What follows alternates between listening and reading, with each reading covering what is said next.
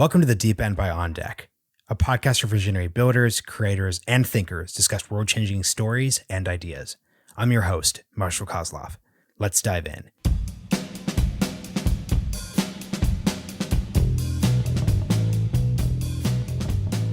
One of the more shocking things to our business that I've learned is it was very hard to convince a lot of the players to join our platform in the beginning, even though we are free.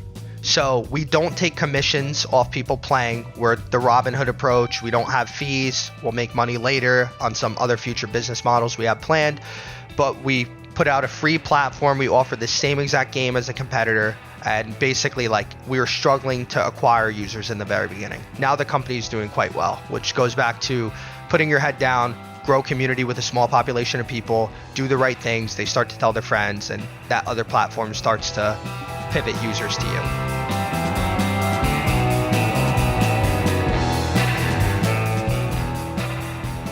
OnDeck is where ambitious people worldwide go to start companies, find their next roles, and invest in their careers. The Deep End invites the founders, operators, and investors from the OnDeck community and beyond to turn their experiences into the ideas others need to start their own odysseys.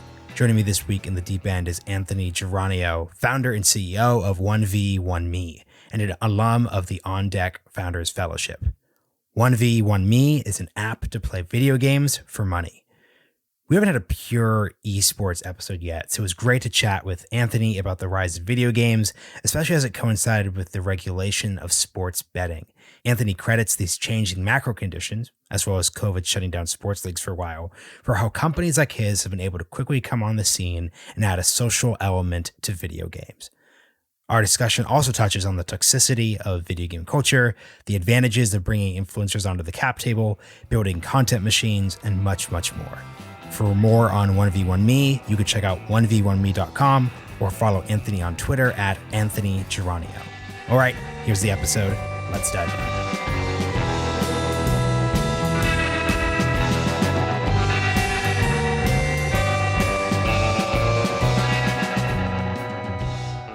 Anthony Geranio, welcome to the Deep End.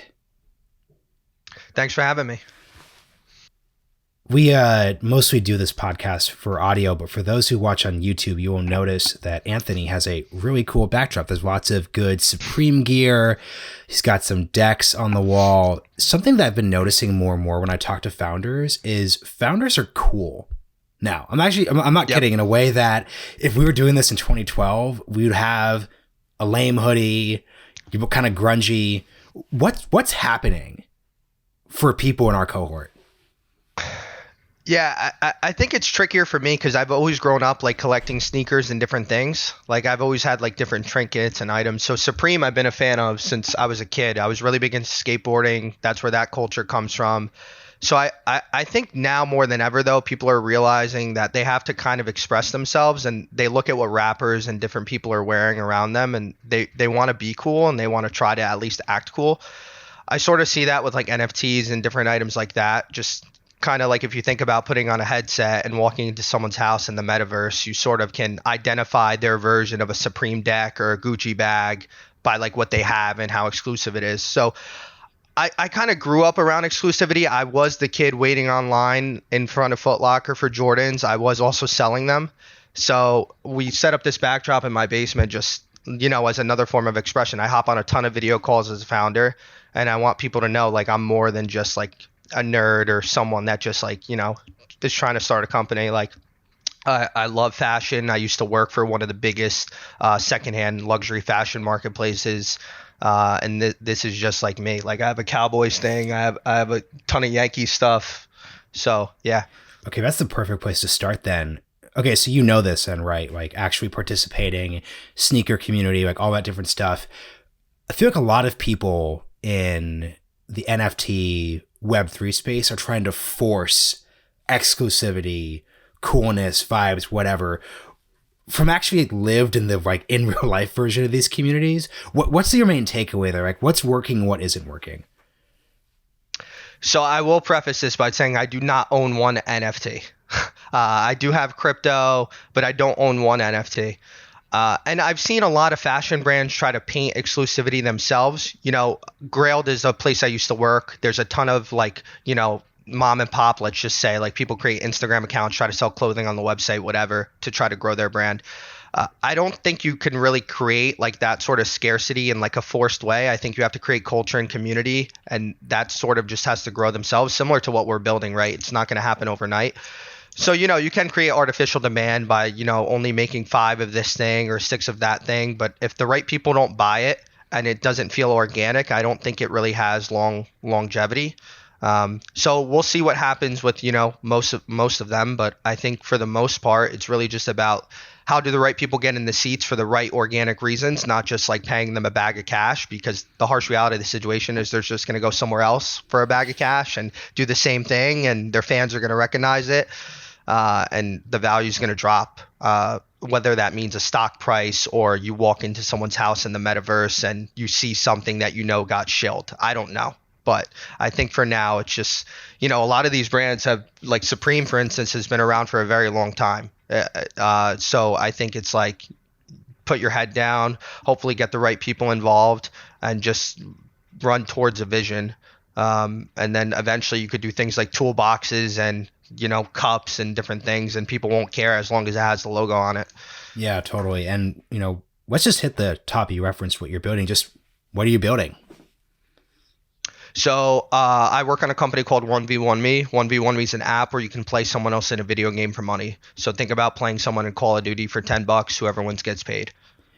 I know this is such a boring question, but I think there's an interesting answer here. What inspired you to get into that space specifically? It's the TechCrunch article about your company leads with, Anthony was playing video games for 13 years, which is a funny opener because, like, I think most people played video games for that period of time. Yep. So, like, what's your origin story in this context? Yeah, so I didn't really grow up with, many friends in like middle school and high school. I sort of like to be the kid in my room and sort of like playing games and different things. A lot of my friends were online. So I was just very addicted to video games from a very young age. I did 2 things. I played baseball and played video games. And you see that with a lot of athletes today. Like, it's no secret. Like, Grayson Allen is a huge Apex player. He's also on the Bucks in the NBA in the starting lineup. So I think just like, I played one sport, and then the only other thing I played was video games, and baseball only happens one season out of the year unless you're doing it a little bit more aggressively. Like, I played in the fall and the spring and whatever. So I think that for me, it was just like, that was the thing I enjoyed doing. And, I made YouTube videos. I played competitively. I went to LAN tournaments back when the culture was just sort of beginning, I guess, when the first couple tournaments were happening at GameStops and stuff. So I just grew up playing games, and I even found like a thing I wrote in like 4th or 5th grade at my parents' house last week that said like the 3 things I do is like eating, sleeping, and playing PS2. So like it was just something I was obsessed with. And then what basically happened was, growing up in New York and New Jersey, there's a huge culture around sports betting. And sports in general. A lot of my friends like to bet on sports. They like to watch sports. You have the Yankees, the Giants, the Jets, huge culture around those teams around our area. So during COVID, basically sports was shut down. Stadiums were locked away. You couldn't go to see a game live. And my friends had really nothing to do and nothing to bet on. So we started to play video games like Madden, FIFA, Call of Duty. And then we started to play for money. Because, my friends and I don't just want to play for like fun. Like, we like to take each other's money and sort of like be able to, banter back and forth about it. So we started to do that, and that sort of brought me back in time to when I used to play competitively. I used to play on this website called Game Battles, which still exists today. You had a team, you had a reputation, whatever, and it meant the world to be like the top team. And I always just thought like, hey, why hasn't this been done pretty aggressively since? Like, why hasn't the platform evolved? Why has the culture started shifting, especially when everyone's playing video games now? So I was already thinking about starting a company with my co-founder Alex. Him and I had both worked at other companies together, and my job was sort of impacted from COVID. I was an engineer that turned into a product manager. They brought me back to being an engineer during COVID because they fired like 40 people, and I basically realized no one's going to have your back like yourself. I was making like $200,000 a year at 25 years old. Like, that's a crazy amount of money for someone who didn't work for like Facebook or Google or Apple or whatever, right? So I think for me, it's like, the harsh reality of like, you can make a ton of money, And that's great. It got me a lot of things in this life, and I'm especially grateful. But I will say that it didn't buy me happiness. Like, I only got into tech really because I was like someone who wanted to build and start something myself.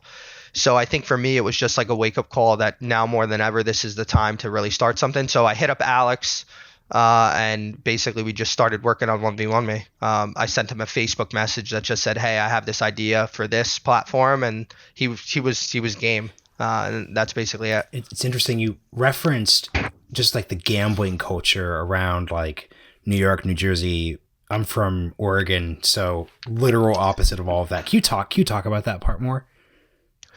Yeah, for sure. So like, growing up, I think there's always an aspect of people who feel very strongly opinionated to say like, "Oh, you don't believe me? Put $5 on it or $10 on it." It was something we grew up saying. And even 1v1 me itself, it's hilarious because the kids that I was playing video games with when I was like 14, 15 years old, they send me Instagram DMs like all the time saying like, "I still can't believe you started a company called 1v1 me," because I was the kid in the Call of Duty lobby screaming like 1v1 me. You were that kid. You were the legendary. Yeah. That's funny. Yeah, in like a more genuine and not like super, super toxic way. But I would say that I was the person that was like, "Oh, you're definitely not better than me," type thing. So, and then I guess sports betting started really in college. When you're in college, you're trying to make some money. A lot of your friends are just watching sports if you're not going out because there's nothing else to do on like a Monday or Tuesday night, depending on the school you go to, until you're 21, of course. So, a lot of me and my friends would put like bets in on NFL and NBA and whatever, and then you sort of just get addicted in hopefully a friendly way that doesn't hurt you. I've always been the type of person to really just like bet on one thing, like for football. Like I don't like taking 15, 20 different bets. But there's people out there who like to really like put like $5 or $10 on everything. Like my friend Ronnie loves playing $5 or $10 bets on like 8 different things, and sometimes he'll hit. So I think, you just have different communities of friends, and my friends just happen to watch a lot of sports and bet. I think something I'm curious about, given that your origin really focuses on just the video games industry and all of these spaces, whether it's gambling, Web3, NFTs, there's a lot of, seems like there's a lot of hostility between these different communities. Like, how are you thinking about that as a founder and just frankly a user, player, different stuff like that? Yep. I think video games typically has like a pretty toxic community depending on the games you play, right? So like Call of Duty is pretty aggressive. Madden and FIFA is actually more friendly, but very, very hyper competitive. And I think like even Rocket League as game as friendly as that has a lot of toxicity to it. So, and I don't necessarily think that sports betting generally has a toxic community. I think it's very much a, "Damn, I can't believe you won $50,000 and I didn't" type thing, or "Hey, that bet might be fake. Like, I don't really believe that you won that amount of money." But I think the way we're thinking about it is 1v1 me has a pretty decently honest community, which is great. So we have group chats in the app that people can talk in. And there's obviously people that come in and try to talk shit, but we're pretty aggressive about banning people for like being toxic or giving people warnings. We have like silence features and reporting features that we use pretty aggressively. We have a guy named John who goes in and basically like monitors all the chats. So I think for me, it's just more or less like keeping your platform as safe as you can and being really strict about the rules. If someone comes in and cheats or uses like the wrong wording, like we ban them. And then the community starts to police itself. There's people that are starting to come to us and DM us and saying like, "Hey, look at this guy, he's doing this," or "Hey, this person said this to me." So, it's kind of like, the tattletale in school type of thing in like a more innocent way, where like people are like, "Oh, you said that? You're going to get banned. You better not say that again," type thing. And I feel like you sort of want that in like an innocent way over time, because I think the community starts to churn on itself and like work with each other, and sort of starts to respect and know people in the community. So it's good we have those people, because I think it could be a different situation if everyone was just trying to be toxic 24/7. But I also think if we weren't strict in the beginning, it could really quickly spiral out of control. Yeah, I mean, part of the reason why I'm super pumped to talk with you is that you're just hitting all these different spaces, and something that you've referenced is interest in like really working with content creators.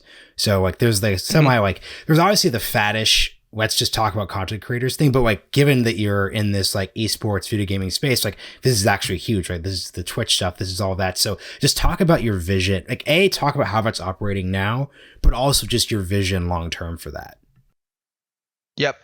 So right now we work with content creators in several different ways. So we have like an affiliate program where we can basically bring them on and they could put like a 1v1me logo in their Twitch stream and then we pay them per sign up. It's very simple and maybe we'll give you some money on top depending on what your reputation is per month. And then we've worked with influencers a bit to do like sponsored YouTube campaigns, you know, like, hey, here's $500, do a 30 to 60 second shout out. And then more recently, we've started to invest in like athletes. So my friend's a UFC fighter. We sponsored him during his last fight. We were on like his shorts. So we do a couple different influencer things. What I think that we've started to do differently, which a lot of people are doing now or have been doing in the past couple of years, is actually getting content creators as investors in the company. So we have two of the largest Call of Duty YouTubers as investors in the company. In this next round of funding we're about to pursue, I'm going to get a slew of other content creators involved. So I think for me, it's like getting them invested, because going back to that bag of cash mentality, it's like I pay one content creator this amount, then another competing platform pays them a larger amount. They're just going to sort of like battle against each other. So we're starting to look for more genuine relationships that kind of matter more long term, people that are bought into the vision and the mission behind the company and sort of see that this thing has legs. I mean, if you look at it from a very like macro perspective, right? Sports betting market is massive. Like New York just did over $1 billion, I think, in their first month or something like that. So if you look at esports as like even a very bearish 5 or 10% of that market for what we're moving into, like the opportunity is endless. So we're not really looking for short-term wins. I'd love to give content creators money. Like you know, trying to do a living doing what you love. We're trying to do the same thing. But I think that we get more excited about opportunities where people want equity, can kind of come in and really like sink their teeth in and create videos for us pretty much organically, similar to how an employee joins your company and gets stock options. So I think for us, it's very similar. Man, that's interesting, because I'd like to, you said vision, right? I asked you what the idea for the company is. Like, what's the vision? Like, how do you differentiate those two things? Because like you said, you gave a great articulation that's very pitch deck worthy of the market, TAM, all those things. Like, there's a big opportunity. I'm sure a lot of places are going to want to jump into that. Like, what is 1v1me's unique vision of a simple but complicated space, I feel like? Mm-hmm. I think fundamentally, it's like if you look at it, playing video games for money sounds super exciting. Anyone I pitched on the idea is like, damn, I can't believe this doesn't exist yet, or wow, this is super cool. But I think the harsh reality of this situation is not everyone deserves to play a video game for money. Like, I don't think everyone deserves to put $10 on themselves in Call of Duty and play. You could try, but I think that you probably might lose depending on who else is on the platform. You can do some sort of skill-based matchmaking eventually. But I think the pool of people who really deserve to do this as a living is quite small today. Now, I think that'll rise, obviously. Like, if you look at video games and how many more people are playing now, look at all the 14, 13-year-olds who are growing up on Fortnite. By the time they're 18, 19, are they still going to be playing video games, or are they going to be going to bars and clubs like we are? So I think if you just look at how people are going to grow up, I think that eventually the pool of very good players can get quite large. But right now we're sort of at this point where there's really only like maybe 30 Twitch streamers that really matter per game, depending on the community, that are getting like tons of viewers, that are really, really good. But there is a lot of players who are better than the streamers out there that play on our platform every day that we're really excited about. They have better stats. They're cracked at the game. Streamers are afraid to play them. It's the reality that they're really good gamers, but not great entertainers. Like, just because you're a Twitch streamer or a YouTube streamer or whatever doesn't mean that people want to watch you. and aren't really like, enticed by what you have to offer. I kind of look at it like the WWE. You're not just watching someone that they might be the best wrestler, is because they're creating the most entertainment value out of them. They're like actors. Twitch streamers, most of them in Call of Duty, for instance, they're really good. Are they as good as someone that just plays in their basement 24 hours a day? I'm not quite sure, right? Like the opportunities haven't been open for them to really battle against those people. A lot of these tournaments are invite only. So I think for us, we're trying to create a scene for amateurs to really thrive, create like a amateur esports league sort of thing, or like our version of the UFC where people come on our platform, compete, other people watch them play, and maybe there's some aspect of betting down the road that we get into on those players. But I think for us, it's just about creating this like amateur scene, super defensible, because we have the players and we sort of help them graduate, and then sort of allowing viewers to get involved on the action and sort of get entertainment value from it. Dude, that is so cool, because several questions come up immediately. So one, given what you're saying, WWE is the right metaphor here, because you have people on your platform who are better than the big streamers.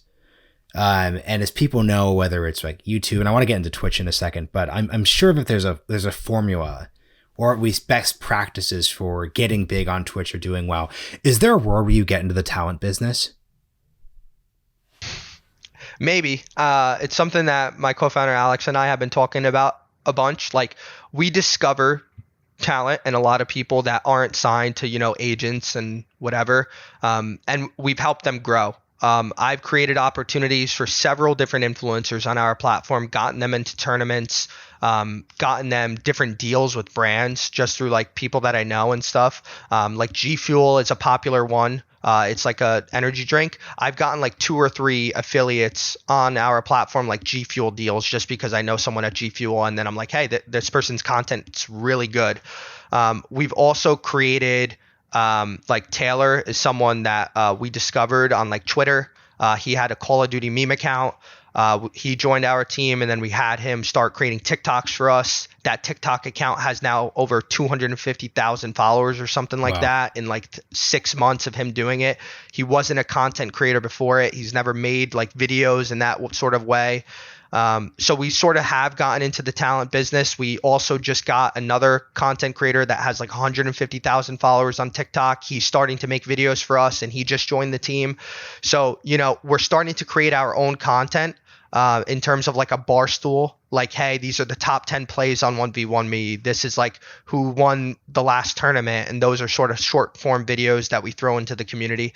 As far as us signing people and, assigning people or having a team, that's all TBD. We like to think about scale. So like, how do you really scale a talent arm in an efficient way if you're always trying to battle against CAA, UTA, all these different people? And how do you do it efficiently? You could sign, 2 people. How do you grow that to 10, 100, 1,000? How do you like surface everyone? So, there's decent money to be making. I know a lot of talent managers that are probably cranking $250 to $1 million plus a year in sports, esports, whatever. But is that venture backable? Like can you raise 10, 20, $30 million off that? And like, is there a ton of money to be made in that business? I'm not quite sure. I think Ninja or one of the top streamers makes $25 or $30 million a year. Sick money, or like their contract. Insane money. I hope that one day I could even grow to that much. But how do you find like 15, 20 different ninjas and do that and turn that into like $1 billion business? That's TBD, right? Yeah, no, and you actually explained this well, where it's easy to say, like I just did in my question, oh, you've got the talent, and then you take the magic formula and you've got 1 million Twitch superstars, but that's not it at all. And actually, talent's an incredibly complicated and frankly, much less of a lucrative business than you would think it would be, like you said, like at scale. There's a reason why CAA, I mean, UTA, it's complicated, but yeah, like totally well taken there. So I guess the question then is, if you're not, so you're directional with the talent industry right now, but that's not your thing. How do you stay aligned with creators long term then? Because that's because this is the part, this isn't just an esports thing. This is just any platform where they're like, you're taking independent people and helping them make money. How do you think about, what's your philosophical approach to that?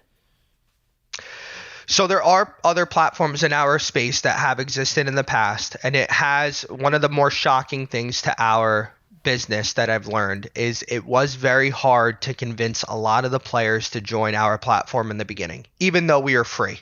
So we don't take commissions off people playing. We're the Robinhood approach. We don't have fees. We'll make money later on some other future business models we have planned, but we put out a free platform. We offer the same exact game as a competitor. And basically, like, we were struggling to acquire users in the very beginning. Now the company is doing quite well, which goes back to putting your head down, grow community with a small population of people, do the right things. They start to tell their friends, and that other platform starts to pivot users to you. So I think in the beginning we underestimated, we'll just be free and put out a couple YouTube videos and everyone will join.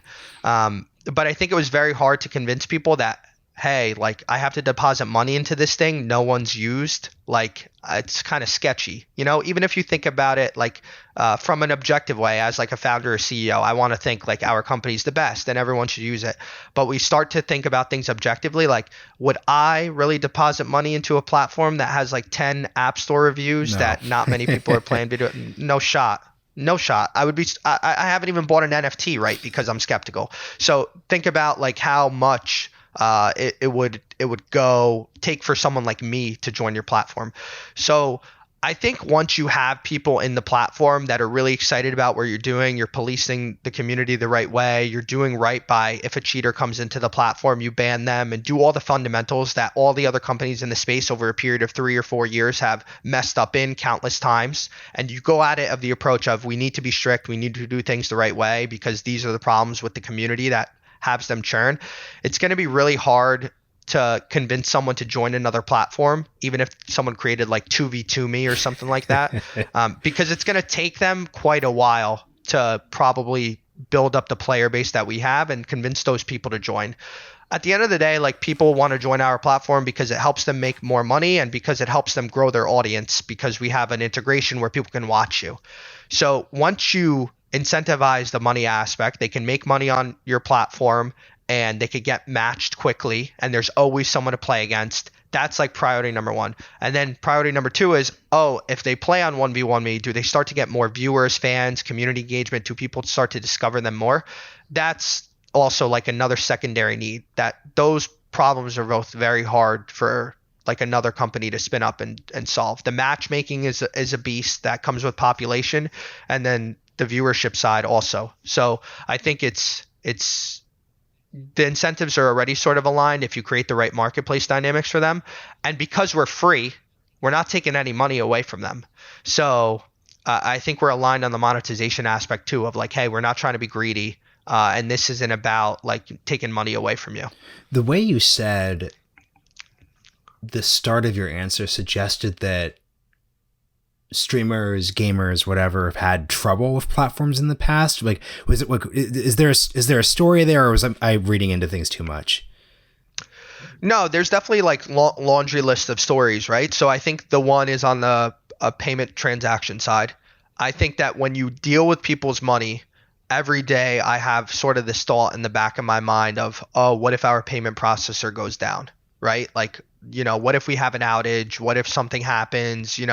It's something you don't leave, you lose sleep over as a founder in this business. Regulation plays somewhat of a way in our business. It's not sports betting, it's classified under skill-based gaming, but at any time someone might carve out a different like law for it. So for instance, FanDuel and DraftKings used to be classified under skill-based gaming.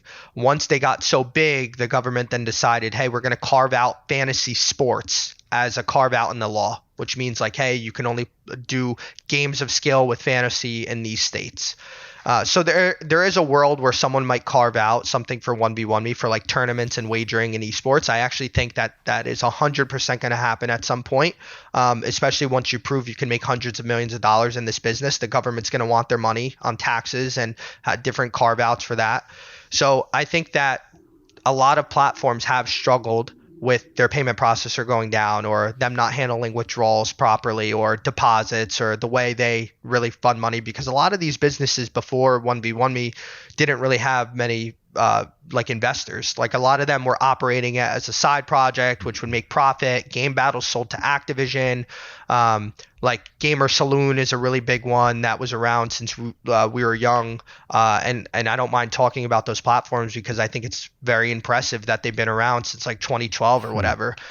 So I think for us, it's like we're battling a different game anyway. So I think on the transaction side, people have lost like money or not gotten their money on time. That's table stakes when you deal with a platform with money. And then I think on like the cheating side in esports, there's been a lot of issues with cheaters and people that have different hacks or different modded controllers or whatever. And there's been people that haven't been banned from those platforms. You know, you can make 1, 2, 10 different accounts. You know, on 1v1me, you can make one account and then we hardware ban everything once you ban you. So we're more strict, but we're allowed to be more strict because we're 1, venture backed, and then 2, so we have like money in the bank that we can use and sort of play the long tail game with, which is awesome. And 2, we don't take fees. When you start to take fees from your users, you start to question, should we ban this person? They bring us $50,000 a month. Should we allow this person in? They just deposited $100. Those sort of sane decisions that you sort of can make start to become much trickier because your business model is basically made so that your players are bringing you money. So I think that by focusing on the fact that, you know, you can do right by the community and community wins long term, you could start to make those same decisions and sort of play the long tail game. Man, what's interesting about that is I was thinking what you were saying, and there's this kind of societal conventional wisdom that venture could introduce bad dynamics into a company. But in your case, actually, a lot of the perverse incentives, especially in the short term, are neutralized by venture. And there are versions where, like you said, if you ran this like a small business, you would actually have worse incentives in some degree. Not that those can't be overcome, but that kind of flipped what the initial expectation would be. Okay, so I've got a couple big ones as we're nearing the last half here. Here's what I'm immediately reacting to. Our society hasn't really figured out gambling, it feels like, especially online, just from a pure like discourse perspective. I feel like, I'm sure you've seen these too, there's been a couple like big Twitter threads. So this isn't just like, oh, the New York Times wrote an article about gambling ? Like there's starting to be an organic conversation around like our society's relationship with gambling, especially online. Like what's just your reaction to that conversation as you're building up in these like open spaces? I mean, I think it's pretty exciting that more people are getting involved. You know, like I grew up around betting, right? All of my friends did it. There was a period of time where like I would call my friend Joe in California and I'd be like, oh, I just bet on NFL. Like he didn't even have access to betting. So I think one is just access. You know, like a lot of people would use a local person that they would put a bet through or whatever. Now there's like FanDuel, DraftKings, it's legal in I think 30 states or something like that. So eventually I think like sports betting will be definitely 100% legal in every state. I think New York was one of the hardest states to convince to do sports betting for a ton of different reasons that we don't have to get into. I'd actually love to, because like the way you set it up, you're like, look, like I'm from around here, it made sense. Like what is that? I think just like the aspect that New York State wanted a ton of money. Okay. Like I think it's like a 51% or so tax rate that they wanted, and they only have a distribution of a couple different licenses. And I think culturally there's a lot of like, you know, if you think about betting, it's kind of really like immoral in some ways, right? So you have people that lose their money, maybe they don't do it responsibly. So I think that if you look at it from a more negative lens, which a lot of people do, there were a lot of investors we actually pitched about 1v1me that said that they couldn't invest because a lot of their LPs were actually very against gambling. So I think that people like fundamentally just morally think of it irresponsibly. But I think the inevitable situation is like Roger Goodell is a perfect example in the NFL. He's the commissioner of the NFL. He was very against betting, like didn't want it anywhere around his stadiums and whatever. Then the second DraftKings and FanDuel and Caesars and BetMGM started getting massive, what happened? All like NFL commercials have DraftKings commercials. That's the live odds or while you're watching the game.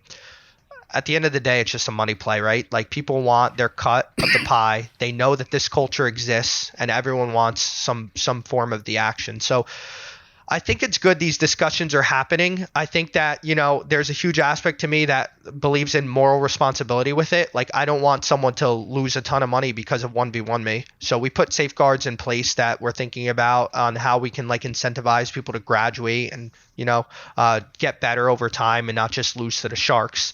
So I think you have to go about it with a responsible angle. And again, by not taking fees, you start to think about those decisions a lot more sane.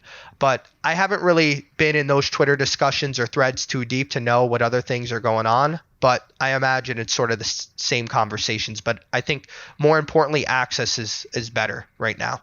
And I think that's going to allow more people to get involved, more conversations to happen. I think there's a world that exists where you're watching a sports game and you're able to grab your television remote and place a bet, and that gets charged to your cable provider or whatever. So I think the way people bet is going to change, and different startups are trying to do that with like every play you could bet on and different things, which is cool. But I think for stock trading, sneakers, collectibles, sports betting is just a tangential space for that. Yeah. And then second to last question before we get into just like the more of the OnDeck investment side. I was really interested in when you said not everyone deserves to be like gaming at the level you're describing, because it goes against kind of our expectations, right? Like gaming, like there's no gatekeeping, like everyone's playing, you're kind of doing whatever you want. And if you want, like, just what's your right? So in sports, right? Like we get this, right? There's developmental leagues. There's like, there's this very like, what do you think, like you said, as this space gets bigger and bigger and bigger, that conversation against who can and who can't will get bigger and bigger and bigger, especially given your point about having I liked your rubric around what does responsibility look like. You don't have to have the perfect vision, but like, how do you think the like, cause I don't want to say credentialing, cause that's lame. Like that's super lame. No one wants that. But what does like a reasonable in-between look like? We are thinking about how we can create a vetting process around being a player on 1v1 me. Like, what does your 1v1 me reputation look like, and how does that give you status across gaming in that particular game or whatever? Like, there needs to be some sort of social tier structure where it's like, this is where I'm at reputation wise, and this is like my relative skill to the community. So I think something like that just doesn't exist in gaming. It used to exist, but I think the harsh reality of the situation is, if you're popular on Twitch, you get all of the opportunities to enter in those tournaments, because at the end of the day, the brands want their return on investment. How do they get their return on investment for a $100,000 prize pool? They get eyes on their brand. The only people that get eyes on their brand is obviously the people that are most popular on Twitch. So I think at the end of the day, if you can grow a Twitch following, you'll get all of the opportunities. There are professional leagues, so there are professional teams, and those teams can play in the professional tournaments that the games fund and provide, and you have to pay a franchise tag in most games to have a team similar to sports leagues, and you're able to compete. But I think there's no like underground in between, like minor leagues, AAA, that sort of thing. So I think 1v1 me plays in like that amateur ground, and then eventually, we can vet those players and maybe we build a professional scene on top of that. But I think responsibility in terms of deserves to play video games for money, I think in a responsible way that doesn't allow you to lose a ton of money in the process. There needs to be progression to get better. 1v1 me, at the end of the day, we like to think of the business as a game, right? Like games have already solved the progression aspect. If I played a game today and didn't get better or lost my first match or whatever, probably wouldn't come back, right? But I think the aspect of it is like, oh, there's community, there's voice chat, there's text chat, you play with your friends, so you're locked in on the social side, and different communities like that. But then on the progression side, they give you badges, rewards, NFTs, collectibles, whatever you want to call it, right? But there's something to move up into, right? So I think for us, it's similar. I don't think that someone should sign up for 1v1 me today and deposit $10 if they're not prepared to lose it and they're not prepared to play someone that might be better than them. You have to really believe in your own skill. But what I do believe is we can eventually get to a point where we can convince people to try it and get better and get matched with people that they can compete against, and it could feel really good. But that doesn't have to mean they have to lose a ton of money in the process. So I think that there definitely is development on the professional amateur side that needs to happen in esports that doesn't exist today. I don't just think because you have 1 million followers on Twitch or 1 million viewers, that means that you should get into every single event. I think there needs to be an aspect of a competitive platform that we're trying to build where the best players come to compete regardless of their status. Like, it should really just be about your skill. It shouldn't just be about entertainment value or whatever. And those opportunities need to open up to the general public. So we're trying to really bring those players in, vet them, build them, get them viewers, build social status around them, whatever we need to do to get them to that stage. And then hopefully there's more opportunities for them, whether it's a $100,000 tournament on 1v1me one day where the best players compete, or, you know, some sort of professional aspect like that. So for last two questions. So firstly, how did COVID change the gaming space? In the sense that, think about it, right? Like, everyone's at home. I started playing games again straight up because of COVID, right? Like, my Xbox One had sat like gathering dust, and I started playing again. I spent so much more money on video games in the past 2 years, and I'm like 30. So like re-entered the industry in a way that I would not have like returned to if not. So just talk about that, like with things basically like opening up again, knock on wood. And this is like less your company, more just the industry and your experience. Like, is this just like a chart that's going up and down? Like, are people like me going to like stop gaming again in a year or two? Like, how do you think about that?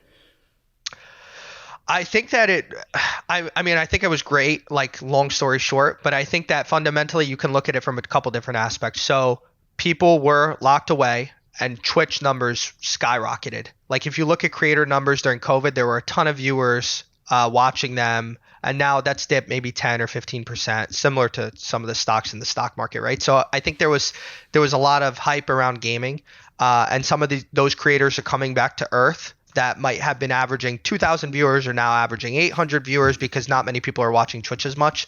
So I think there's that side of things. And then I think on the culture side of things, it kind of allowed more people to open up, you know, like Ninja and Drake were playing during COVID or whatever, that whole thing in Fortnite happened.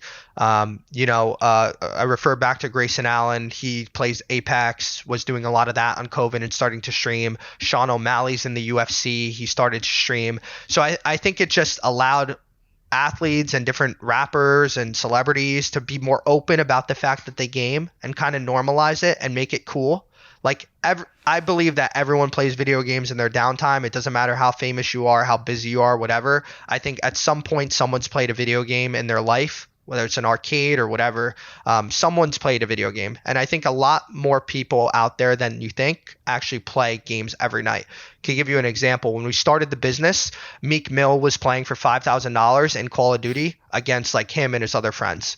So that's someone that you would never think, oh, well, he's going to start playing Call of Duty for money. But no, there were Call of Duty lobbies that I was subject to, that I had word of, that I could participate in, where he was doing that with other rappers and celebrities out there. So I think that on the celebrity side of thing, I think it just made people more open to like, damn, Warzone is super cool. I want to like flex that.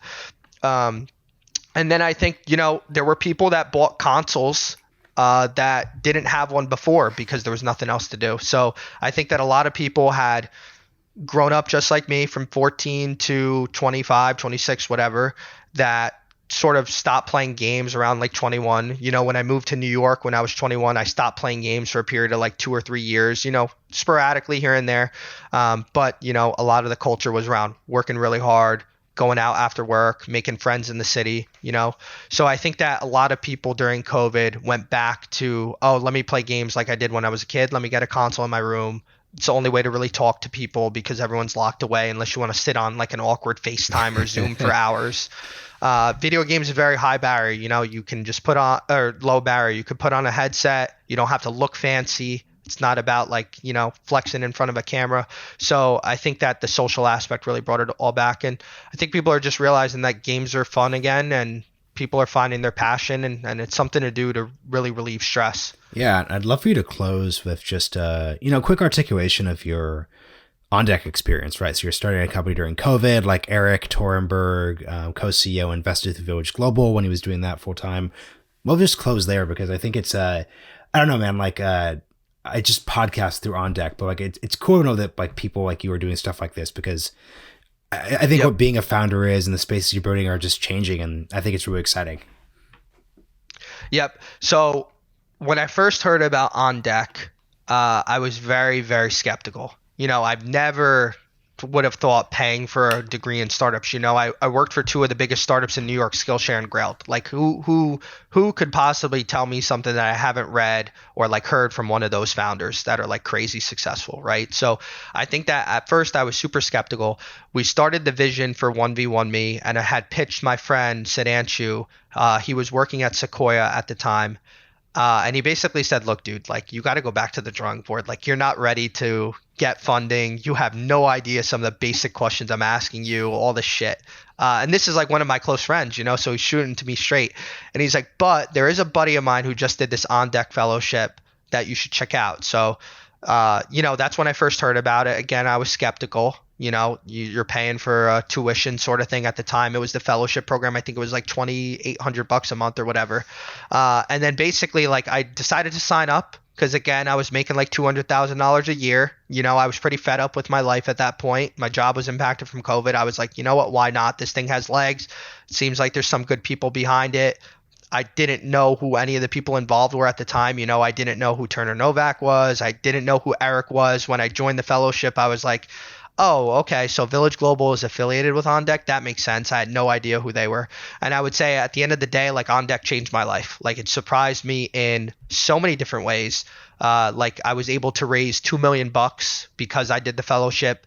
The doors were open for me by like different people in the community. I met some of my best friends because of OnDeck that are other founders that I've, helped raise money, or they've helped me through like mental stress with becoming a founder. So I think for me, it's like, the community is sort of the strongest aspect. Everyone feels like they have your back. It's not hyper competitive. People are super friendly. And then I would think fundamentally, it just like, at the end of the day, like helped us really get started. Like OnDeck was the first check in our business. Village Global was the second check in our business. They've been super helpful and super exciting to see how much they've grown.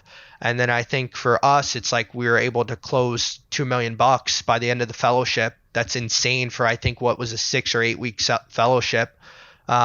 And I think COVID helped out a bunch too. Like I think the fact that video games was super hot, I don't think that like, just because you join OnDeck means you're going to raise like 2 million, 3 million bucks. You got to put your head down. You got to be involved in the community. You got to put back and give back.